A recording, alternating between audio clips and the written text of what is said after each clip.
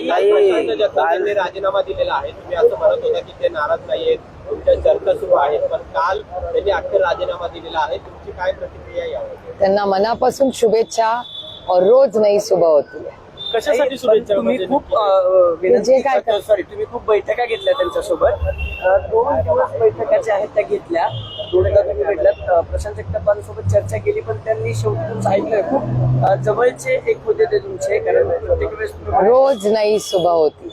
काही 6 तास चर्चा केली 2 दिवस तुम्ही प्रशांत जगतापांशी, तरी देखील प्रशांत जगतापांनी राजीनामा दिलेला आहे. रोज नई सुबह नेमकी होती त्यांची है. अडचण काय होती ताई? 6 तास बोलल्यात, तुम्हाला काय राजीनामा जाणवलं दिलाय, नेमकं? पक्षाचं नुकसान झालंय असं तुम्हाला वाटत नाही का? कारण त्यांची जी भूमिका होती तुम्ही समजून घेतली, मात्र त्यानंतर काही तोडगा निघाला नाही, म्हणून त्यांना राजीनामा द्यावा लागला. रोज नई सुबह होती है. तर त्यांची अडचण काय होती ताई? 6 तासाच्या चर्चेमध्ये नेमकी त्यांची अडचण काय जाणवली? माझं पोट खूप मोठं आहे. की आम्ही महाविकास आघाडीचे घटक अहो. पक्ष आहोत, मात्र आता दोन्ही राष्ट्रवादी एकत्र लढल्या तर आम्ही वेगळं लढू असं विजय वडेट्टीवारच आम्ही तुम्ही खूप वयाने लहान आहात, तुम्हाला आठवत नसेल, म्हणजे माहिती पण कदाचित नसेल, कारण का तुम्ही खूप यंग रिपोर्टर्स आहात.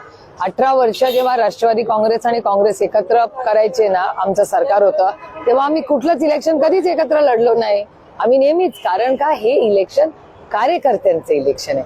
तिथे जर सगळ्या आघाड्या जर अशा होत राहिल्या तर कार्यकर्त्याला तिकीट कधी मिळणार? म्हणून काँग्रेस आणि राष्ट्रवादी काँग्रेस पक्ष 18 वर्ष सत्तेत एकत्र होतं.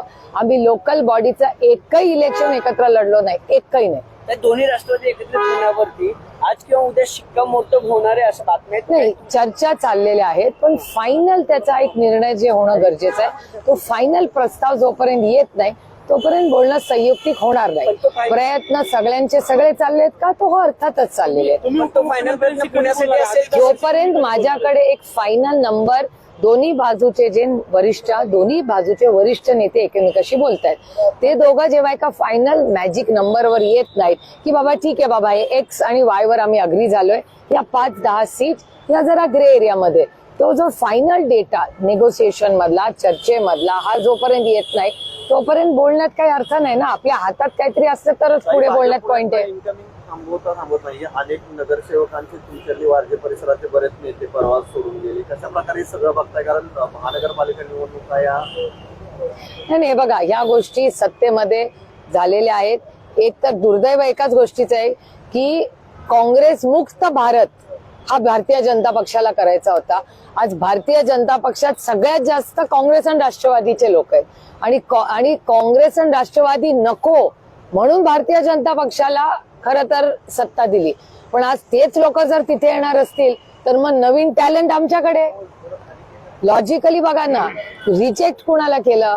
काँग्रेस राष्ट्रवादीला रिजेक्ट लोकांनी केलं, कारण भारतीय जनता पक्ष म्हणलं आम्ही काहीतरी नवीन करू दाखवणार. पण आज सगळे आमचेच लोक, त्यांच्या चिन्ह बदललंय, माणूस तोच आहे. म्हणजे जे काँग्रेसच्या विरोधात रान भारतीय जनता पक्षाने पेटवलं, तर त्या रानातले सगळे लोक आज बीजेपीतच आहेत. मग काय झालं? फक्त चिन्ह बदललं, लोक तेच आहेत. एक तर अजून काय आमचं ठरलंय हे कशात काही नाहीये.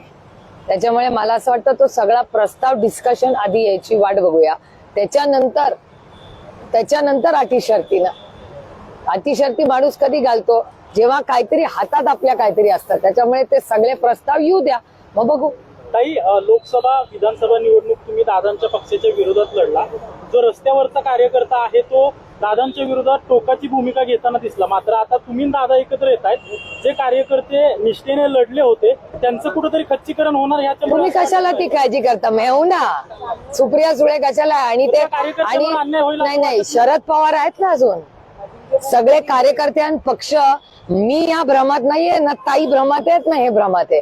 हा पक्ष आदरणीय पवार साहेबांकडे बघून चालतो. त्याच्यामुळे माझी सगळ्या मीडियावाल्यांना विनम्र विनंती आहे की चिंता तुम्ही करू नका. तुमचं चॅनल कसं चालतं ह्याची काळजी करा. आमचे कार्यकर्त्यांचं बघायला आम्ही सक्षम आहोत आणि टायगर अभी जिंदा आहे. दुसरा मोबाईल नंबर 94 23 46 72 72. तिसरा मोबाईल नंबर 75 88 15 0001. वेबसाईट आहे sgavkari.com. मेल आयडी आहे AKLGavkari@gmail.com.